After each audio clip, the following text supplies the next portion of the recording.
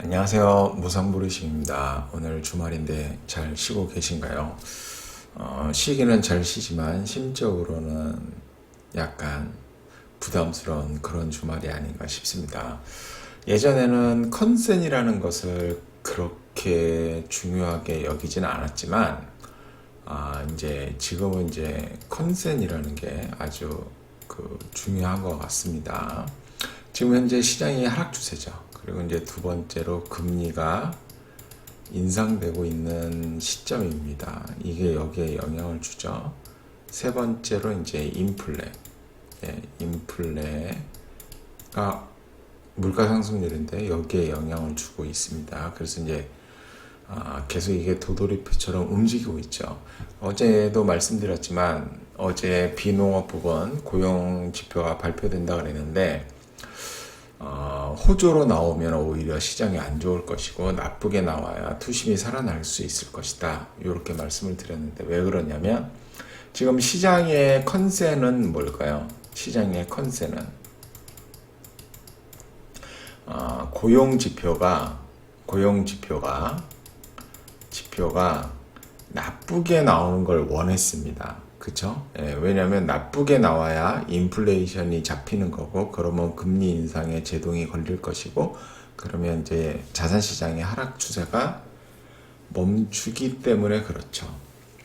그렇지만 이제 고용지표가 호조로 나오는 바람에 시장 컨센하고는 다르게 나와서 결국에는 이제 투심이 악화되는 이제 악순환에 다시 빠졌습니다. 이제 고용 지표가 좋게 나와서 인플레를 가속시키고 다시 인플레가 금리 인상을 지속시키고 자산 시장의 하락 추세를 유지시킬 것으로 판단이 내려집니다. 그렇다면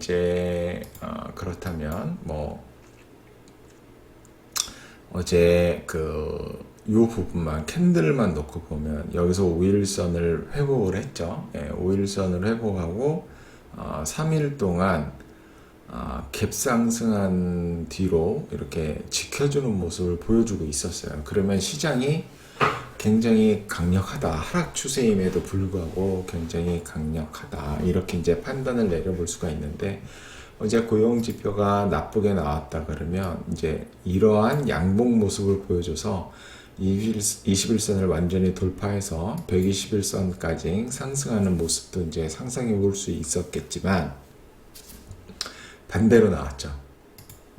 반대로 나와서 월요일날 우리 시장은 열지는 않지만 미국 시장은 이제 이 저점을 다시 갱신할 가능성이 매우 높아졌다고 생각이 듭니다. 매우 높아졌다고 생각이 들고요.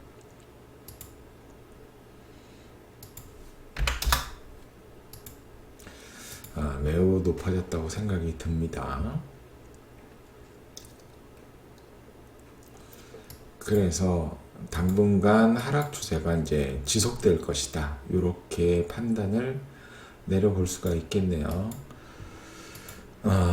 그래서 이제 매수 포지션을 잡는 분이라면 제가 이제 계속 강조해서 말씀드리지만 아주 천천히, 아주 천천히 이게 어디까지 떨어질지 알 수 있는 게 아닙니다. 월봉으로 보면 다음 지지대는 여기 정도가 되겠네요. 이 라인 3,300이니까 3,600에서 300포인트 약 10% 정도 더 하락해야 그쵸? 더 하락해야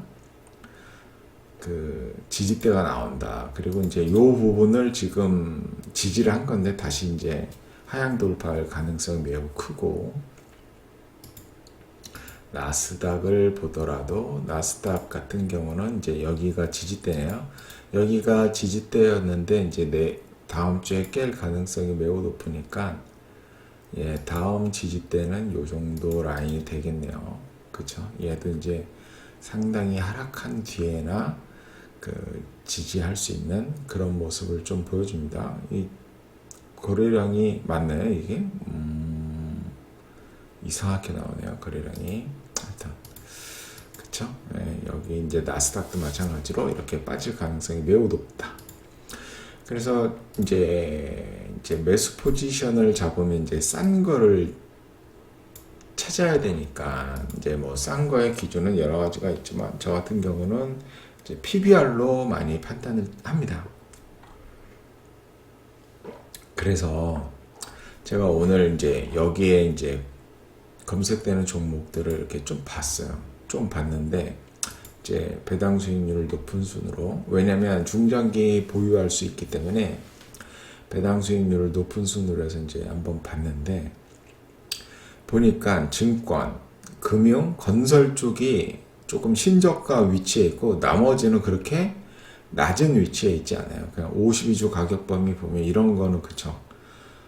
중간 이상이 있기 때문에 상당히 다 떠 있는 차트가 됩니다. 이런 증권 같은 것만 52주 신고가 근처에 있고, 그쵸? 금융 쪽.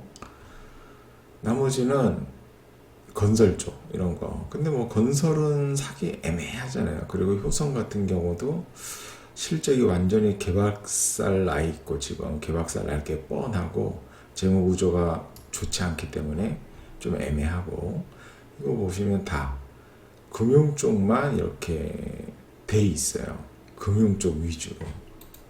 다른 거를 보더라도 배당 수익률이 높은 거를 한번 볼까요? 여기도 뭐 그렇게 높은 건 아니지만 여기도 보면 이런 그 철강조, 이제 중소형 철강조 이런 것들만, 동방아그로는 뭐 하는 회사야? 농약이고, 이런 거 강주 신세계, 그렇게 그 바닥 쪽에 있는 게 많지가 않더라고요. 보니까 생각 외로. 그래서 어떻게 보면 이게 아직 많이 싼 건 아니다, 그렇게 좀 판단을 할 수가 있겠더라고요. 그래서 좀 더 하락할 수 있겠다 싶은 생각이 듭니다. 예, 그쵸? 다 대부분 그렇죠. 그래서 오늘은 좀 또 사면은 조금 수익을 꾸준히 낼 수 있는 가치주가 뭐가 있을까 싶어서 보니까 이제 KPX 케미칼도 꾸준하죠. 얘도 뭐 2010년부터 거의 10년이 넘는 기간 동안 매출액이 서서히 증가해서 약 2배 가까이 증가를 했습니다. 2배 가까이 증가했고 영업이익도 상당히 많이 증가를 했어요. 매출액만큼 증가를 했고 순이익도 마찬가지로 그렇게 증가했습니다. 그리고 영업이익이 약 372억인데 평균이 영업 현금 흐름 보니까 390억 정도 돼요. 그러니까 현금 전환에 그 큰 문제가 없다, 그렇게 보시면 되고, 항상 이렇게 돈을 잘 버는 기업들은 현금이 그 내부에 쌓인다 그랬죠. 이거는 이제 유동자산 쪽에 있는 현금성 자산이고, 비유동 자산, 1년 이상 이제 만기가 남은 자산 쪽에 있는 금융자산인데 요것도 이렇게 쌓여가고 있습니다. 그래서 이제 순현금이 천억 정도에서 최근에 2,400억까지 올라갔는데 21년도에 무려 이제 1,600억대로 줄었습니다. 그러면 여기서 약 800억 정도가 없어졌죠. 그리고 순이익이 약 500억 정도나 벌었기 때문에 뭐 한 1,300억 정도 되는 현금이 어딜로 사라졌습니다. 그러면 이제 이게 어딜로 사라졌나 보면 이제 재무제표를 보면 알 수가 있죠. 보면은 이제 매출 채권 쪽에 약 300억 정도가 매몰됐고, 그리고 이제 이거는 근데 이제 그 매출액이 증가하면서 늘어난 거고, 그리고 이 재고산 자산 쪽에 약 600억 가까이, 한 500억 정도 되는, 600억인가요? 500. 계산이 안 되네. 115 빼기 656 하면은, 예, 약 500억 정도. 그러면 플러스 300억 하면 여기에 한 800억 정도가 현금이 잠겼고요. 유형자산을 보게 되면은 1600억에서 1900억. 그러면 여기에 300억. 그래서 플러스 300억 하면은 약 1100억 정도가 이쪽으로 나갔다고 이렇게 판단이 되어지네요. 그리고 또 갑자기 단기 차입금도 꽤 늘었습니다. 이렇게 원래 여기 있군요. 여기 단기 차입금도 꽤 늘었습니다. 그러니까 돈이 단기 차입금까지 들어온 거 보면, 단기 차입금까지 들어온 거 보면은 단기 차입금하고 번거하고 합쳐갖고 요게 이제 꼬라박았다고 볼 수가 있겠네요. 그래서 현재 순연금은 약 1372억이고 요 유동 자산의 금융자산 그리고 비유동 자산의 금융자산에서 이제 차입금을 뺀 겁니다. 그러면 이제 순수 현금이 1372억이 있고 시가총액이 2300억 정도 되니까 2379 나누기 1372억 빼면은 약 73%가 시가총액의 73%가 현금 자산으로 되어 있다. 그래서 요거를 보면 이제 매우 저렴하다 판단을 내릴 수가 있고 뭐 수익성 같은 경우는 제조 평균 정도는 꾸준히 유지하고 있고 고성장하는 건 아니지만 인플레이션을 감안한 성장은 가능하다 이렇게 판단을 내려볼 수가 있습니다. 그리고 배당 총액은 70억대에서 지금 131억까지 올라와서 똑같이 증가했습니다. 그래서 현재 배당 수익률이 약 5.1% 정도 됩니다. 그리고 131억이니까 이 정도는 계속 유지할 수 있을 거라고 판단이 되고요. 그렇게 됩니다. 그러면 이제 전체적인 어떤 성장성이라든가 수익성이라든가 이런 거 재무구조를 보면 나쁘지 않다, 괜찮다 이렇게 판단을 내려볼 수가 있고요. 그리고 지금 현재 PBR이 0.4배 수준이 됩니다. 저는 이제 요거를 같이 투자할 때는 이거를 이제 굉장히 중요시 여기는데 KPX 케미칼의 과거 PBR 하단 라인을 보게 되면은 2020년 코로나 때를 제외하고는 0.4배 수준이면 거의 최하단에 와 있는 수준입니다. 그쵸? 예. 코로나를 제외한다면 그래서 지금 현재 매우 싸다 이렇게 판단을 내려볼 수가 있고 그리고 이제 이제 ROE로 이제 가치 평가를 해보면 이 KPX 케미칼의 장기 평균을 이렇게 내보면 약 387억 정도가 되고 영업이익도 평균을 내버리면 약 380억 정도 됩니다.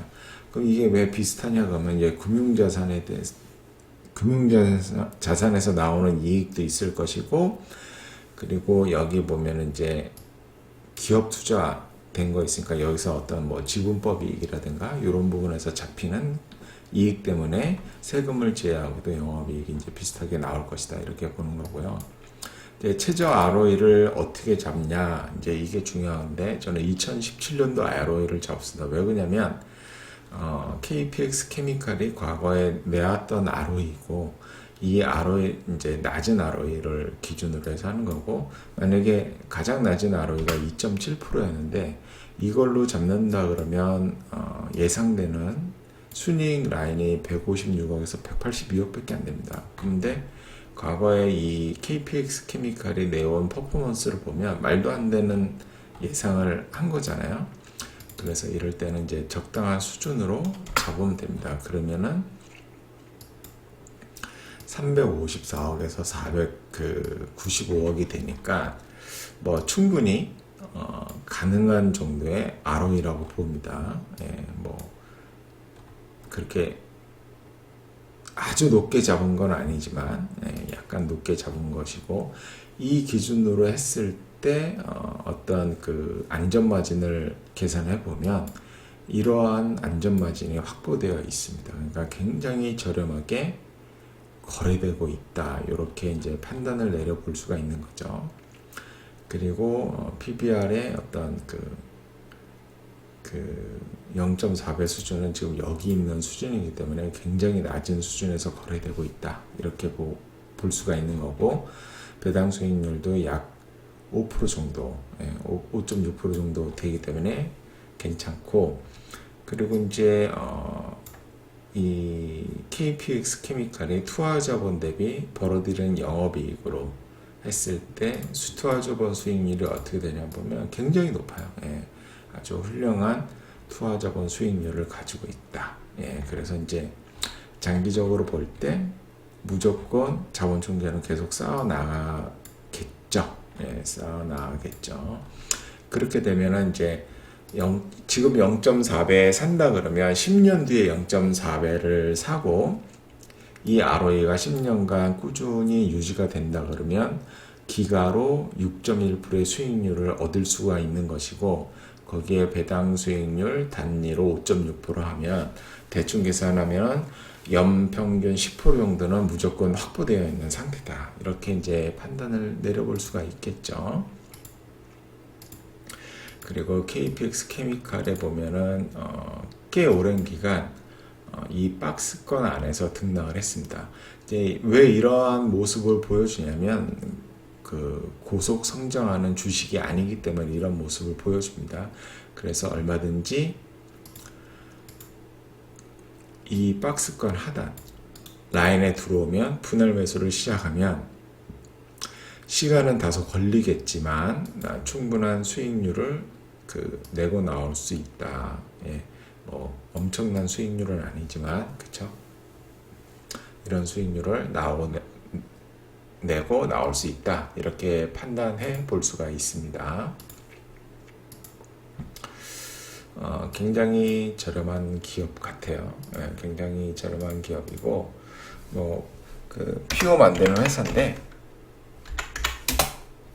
이제 피오는 자동차, 가전, 그리고 건설 이런 때 이제 사용되는 겁니다. 폴리우레탄이에요. 예, 가구, 자동차, 가전, 케이스, 건자재, LNG. LNG 선에 들어가는 것도 이제 폴리우레탄 폼이니까 그렇게 보면 될 것 같습니다. 예, 여기 이렇게 딱 나오네요. 예. 근데 가전도 지금 좀 안 좋아지고 자동차는 나쁘지는 않을 것 같고 가전은 약간 꺾이는 거고 여기 왜 건설이 건자재 들어가겠네. 예, 건설 쪽은 그냥 평타 정도. LNG는 좀 괜찮을 것 같고 그쵸? 예, 이렇게 보시면 될 것 같습니다. 어떤가요? 나름대로 한번 공부해 보시고 지금 현재 이제 굉장히 싼 수준인데